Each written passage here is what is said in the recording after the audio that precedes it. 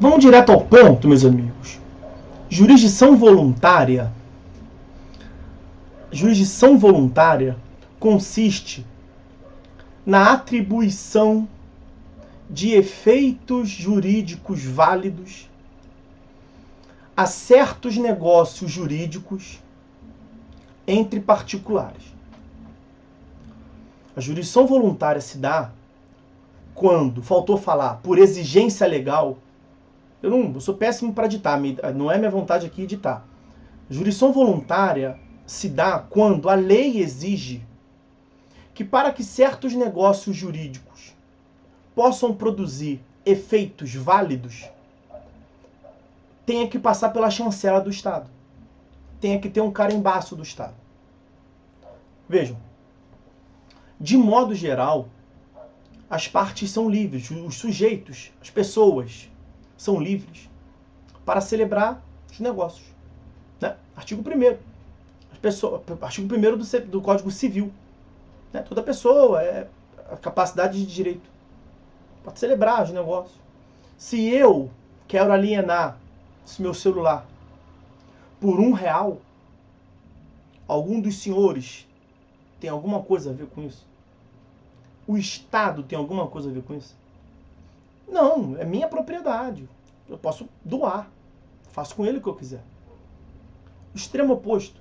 Se eu quero botar à venda por R$1 milhão e uma hora qualquer aparecer um comprador e paga R$1 milhão, absolutamente acima do valor de mercado, sendo uma pessoa capaz. Veja, imagine R$1 milhão e que seja dinheiro de pinga para uma pessoa. R$1 milhão. Ela paga no celular desse, que certamente vale muito menos que isso. R$1 milhão. O Estado tem alguma coisa a ver com isso? Não. Então, as pessoas são livres. Ora faz bom negócio, ora não faz. Isso não tem a ver com jurisdição voluntária. A jurisdição voluntária, ela teria vez, quer ver? Se eu tivesse alguma doença mental incapacitante e não tivesse tutor/curador. Teria que passar por uma chancela do Estado. Jurisdição voluntária consiste, portanto, em uma previsão legal que exige uma intervenção do Estado para que se atribua efeitos jurídicos válidos a certos negócios jurídicos. Então, o Código de Processo Civil tem capítulo próprio para prever diversos procedimentos, e aí os senhores verão no momento próprio, mas tem diversos procedimentos de jurisdição voluntária, e esses procedimentos, eles atuam no sentido de tutelar interesses, em geral, de incapazes, de hipossuficientes. Porque essa é a lógica de atuação, essa é a mens legis da jurisdição voluntária. O Marcos perguntou ali, o registro de um imóvel em cartório seria um exemplo? Não. Não, aí é uma função de ciência erga omnes, não tem a ver com isso. Jurisdição voluntária, como o nome diz, é jurisdição. É exercício de jurisdição. E a lei exige que passe por um crivo do Estado juiz. E passe por um crivo do Estado juiz, por quê? Porque envolve interesse de incapaz/hipossuficiente. Uma das críticas que se fazia, porque jurisdição voluntária é um terreno, vamos assim dizer, um terreno pantanoso. Há um tempo atrás, ali na segunda metade do século passado, na virada do milênio, tinha muita discussão, as pessoas batiam cabeça a respeito da jurisdição voluntária. Houve mesmo um doutrinador que se eximiu de tentar explicar o que seria jurisdição voluntária. Um exímio, um insígne importantíssimo doutrinador, processualista, professor Hélio Fazzolari, eu não estou com... Os senhores verão a teoria, a importância dele, o modo como se entende processo hoje em dia. Nós falamos sobre o contraditório. Contraditório como requisito de existência e validade do processo passa pela compreensão da teoria do Fazzolari. Mas sobre aqui a jurisdição voluntária, Fazzolari chegou a dizer que jurisdição voluntária seria uma quarta função do Estado. Mas por que a quarta função do Estado? Porque não seria nem legislação, nem administração/execução, nem jurisdição. Então teria que ser uma quarta função do Estado. Bom, aqui ele era absolutamente minoritário. Mas, nessa mesma ordem, nesse mesmo raciocínio de Hélio Fadzalara, muitos caminharam e tivemos uma teoria, os administrativistas, ou a teoria clássica a respeito da jurisdição voluntária. Os clássicos afirmavam que o que se chama jurisdição voluntária não seria jurisdição, teria natureza administrativa. Por quê?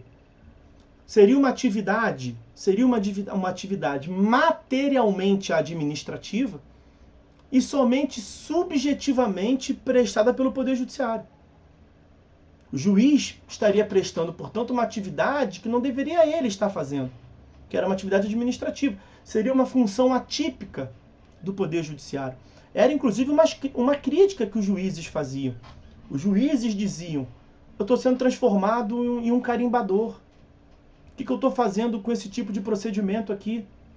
Porque os administrativistas diziam que não era jurisdição porque não tinha lide. A grande questão é que eles confundiam, isso hoje está superado, eles confundiam a importância, a essência da jurisdição voluntária, e vejam que naquela ideia inicial que eu passei para os senhores, a atribuição de efeitos jurídicos válidos a certos negócios jurídicos por exigência legal, eu não falei de lide. Lide, entendida como conflito de interesse, o processo civil já evoluiu e já se desvinculou da lide como um elemento essencial. Não apenas em relação à jurisdição voluntária, ao processo civil como um todo. E na jurisdição voluntária também. Na jurisdição contenciosa, a lide pode se fazer presente ou não. Na jurisdição voluntária, a lide pode se fazer presente ou não. Não é a presença da lide que classifica a natureza da jurisdição. Logo, a lide não é um elemento essencial. A lide é um elemento acidental da jurisdição. Então ela não muda a natureza jurídica. A lide, o conflito de interesse, então vou tentar conceituar a lide. Lide é entendido como conflito de interesse qualificado pela pretensão resistida. Lide é tido como conflito de interesse qualificado pela pretensão resistida. Isso é importante. Por quê? Porque, veja, se eu desço daqui do escritório, chego na sala, minha mulher e 2 filhas estão vendo série. Eu digo assim, ó, pode parar, quero ver jogo. Muda aí, quero ver NFL. Tá tendo NBA. Tá tendo jogo de futebol. Muda aí que eu quero ver esporte. E elas falam assim, pode parar. Tá louco? Nós vamos continuar vendo série. Teve conflito de interesse. Aí eu penso bem, sento no sofá e falo assim, tudo bem, deixa. Aquele conflito de interesse degenerou em algo mais? Não deu em nada. O que mais acontece na nossa vida social o tempo todo é ter conflito de interesse. Conflito de interesse que não dá em nada não é lide. A lide é um conflito de interesse que é qualificado por uma pretensão resistida. Para aquilo virar lide, eu deveria falar, não, que história é essa? Tem que botar no jogo. E minha mulher, tá ficando maluco? Vai botar no jogo coisa nenhuma. E aquilo degringolar, me dá que o controle vai mudar. E não, vamos divorciar, vamos botar para um juiz para ver o que vai fazer. Aquilo seria uma lide. Nessa figura de imagem que eu construí aqui, claro. Então, lide é o conflito de interesse qualificado pela pretensão resistida. Na jurisdição voluntária, é muito comum que não se tenha lide.